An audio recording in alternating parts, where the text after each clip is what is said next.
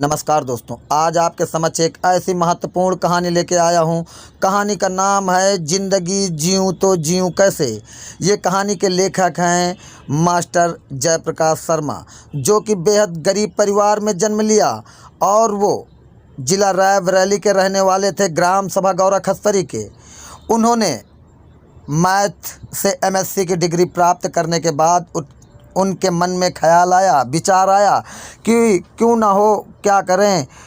एक अध्यापक बनने के उनके मन में चेष्टा हुई और वो अध्यापक बनने के लिए आदर्श शिक्षा निकेतन मुराइबाग डलमऊ रायबरेली स्कूल में पहुंच जाते हैं और टेस्ट देते हैं। टेस्ट में पास हो जाने के बाद उन्हें वहां पे मास्टर की पोस्ट पे नियुक्त किया जाता है। 2-3 साल पढ़ाने के बाद उनके मन में एक ऐसा विचार आता है कि एक ऐसी कहानी लिखें कि लोग जो भटके हुए लोग हैं, जो मेरे क्लास में जो बच्चे आते हैं, मैं बताता सभी लोगों को हूँ, क्वेश्चन को हल करके बताता हूँ, लेकिन बच्चे समझने में कहाँ भूल करते हैं। इस चीज़ के बारे में उन्होंने एक ऐसी हिंदी में कहानी लिख डाली, जिस कहानी का नाम है ज़िंदगी जीऊँ तो जीऊँ कैसे। तो दोस्तों, कहानी स्टार्ट करते हैं। ज़िंदगी में अच्छी बातों पर ध्यान देने की सीख देती है अच्छी हिंदी कहानियाँ।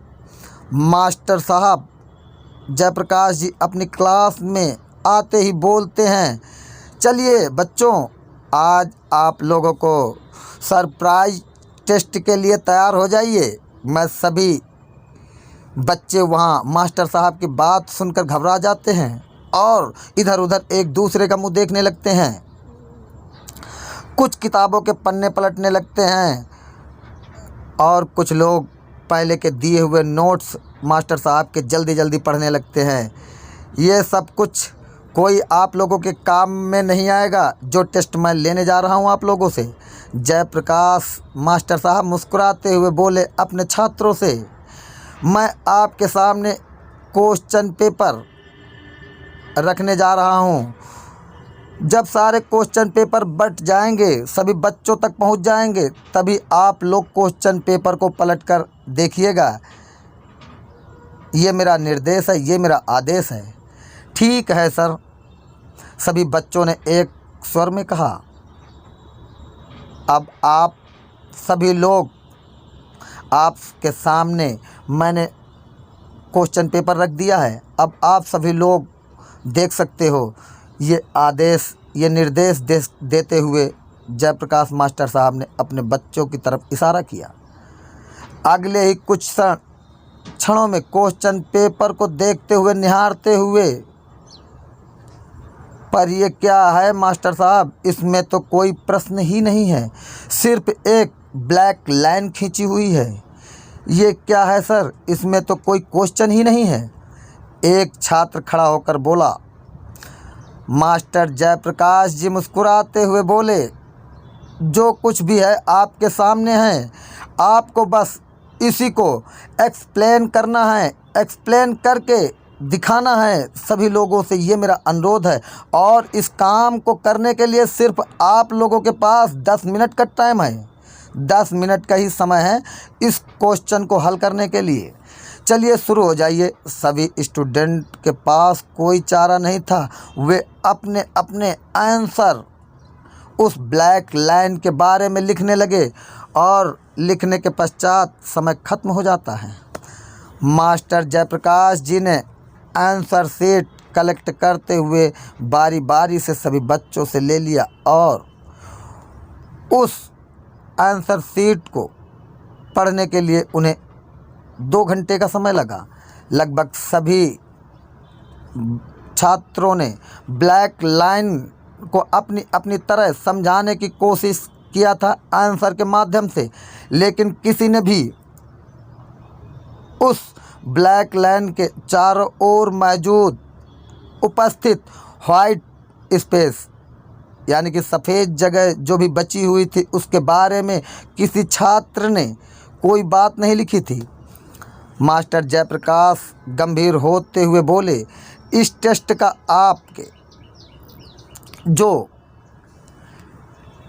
आंसर आप लोगों ने दिया है, इसका कोई लेना देना नहीं है और ना ही मैं इससे कोई मार्क देने वाला हूँ। आप लोगों को इसमें मैं कोई भी मार्क नहीं दूंगा।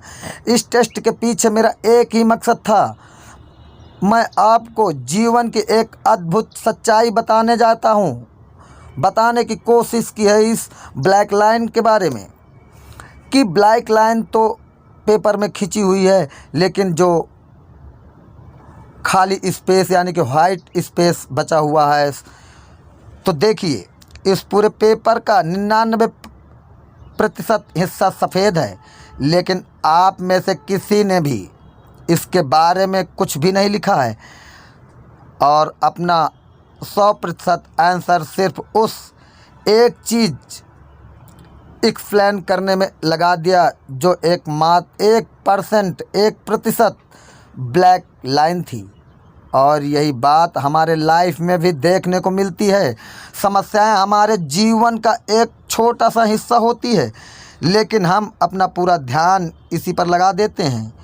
कोई दिन रात अपने लुक्स को लेकर परेशान रहता है, तो कोई अपने कैरियर को लेकर चिंतित रहता है, चिंता में डूबा रहता है, तो कोई बस पैसे का रोना रोता रहता है, क्योंकि हम अपनी